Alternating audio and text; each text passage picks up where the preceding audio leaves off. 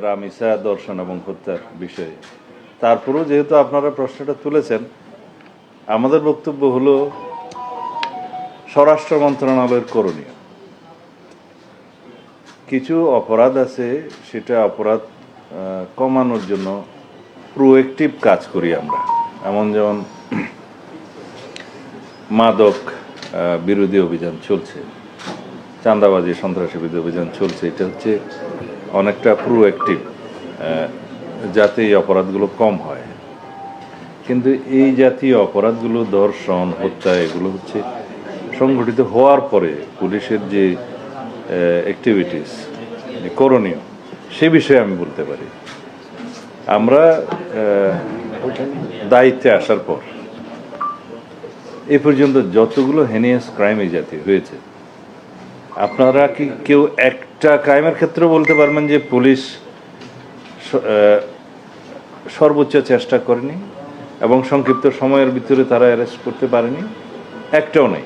আমার কাছে তালিকা সবগুলো আছে। যদি তার ব্যত্যয় কিছু হয়ে থাকে আপনারা প্রশ্ন তুলতে পারবেন।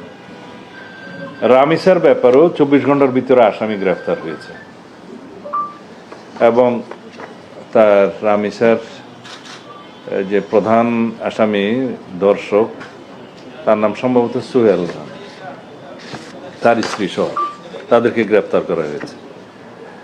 164 স্টেটমেন্ট দিয়েছে, জবানবন্দি দিয়েছে মূল আসামি। আমরা এইটুকু এসিউরেন্স দিতে পারি, আমাদের পক্ষ থেকে সংক্ষিপ্ত সময়ের ভিতরে সুষ্ঠু তদন্ত করে চার্জশিট দাখিল করা হবে।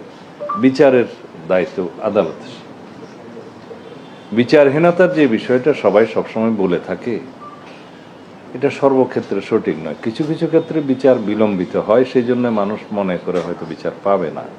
কিন্তু এই জাতীয় ক্রাইমগুলো আমি ইন্টারিম গভর্নমেন্টের সময়ও দেখেছি। আমি তাদেরকে কৃতিত্ব দিতে চাই। সেই সময়েও এই জাতীয় কয়েকটা ঘটনা হলে হেনিয়াস ক্রাইমের সংক্ষিপ্ত সময়ের ভিতরে আইনি ব্যবস্থা, বিচারিক ব্যবস্থা তারা গ্রহণ করেছে। এক্ষেত্রেও আমি এইটুকু এসিউরেন্স দিতে পারি যে সম্ভাব্য সংক্ষিপ্ত সময়ের ভিতরে একটা দৃষ্টান্তমূলক বিচার সম্পন্ন হবে। সাজার কথা তো আমি বলতে পারবো না।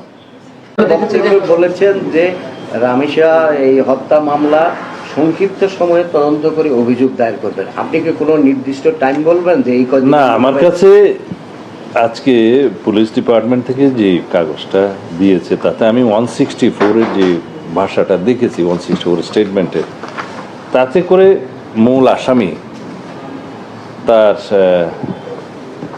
যে সহযোগী আসামি, তার স্ত্রীকে সহ এখানে যে স্টেটমেন্টটা দিয়েছে, তাতে করে on the basis of this 164 statement এবং আরও সংক্ষিপ্ত তদন্ত যেটা করতে হয় করে চার্জশিট দাখিল করাটা খুব বেশি দিন লাগবে না।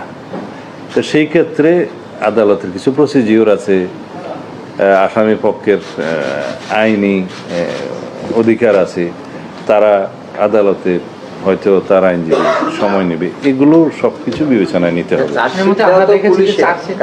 না, চার্জশিটের ক্ষেত্রে তো আমি বললাম যে আমাদের কাজটা আমরা দ্রুততম সময়ের ভিতরে দিতে পারবো, যেহেতু আসামি হচ্ছে দুইজন, একজন মূল আসামি আর একজন তার স্ত্রী সহযোগী, তাকে পলায়নে সহযোগিতা করেছে। তো সেই ক্ষেত্রে দুইজনকেই অ্যারেস্ট করা হয়েছে। মূল আসামি 164 করেছে। এখন এর ভিত্তিতে চার্জশিট দেওয়াটা খুব বেশি সময় লাগবে না।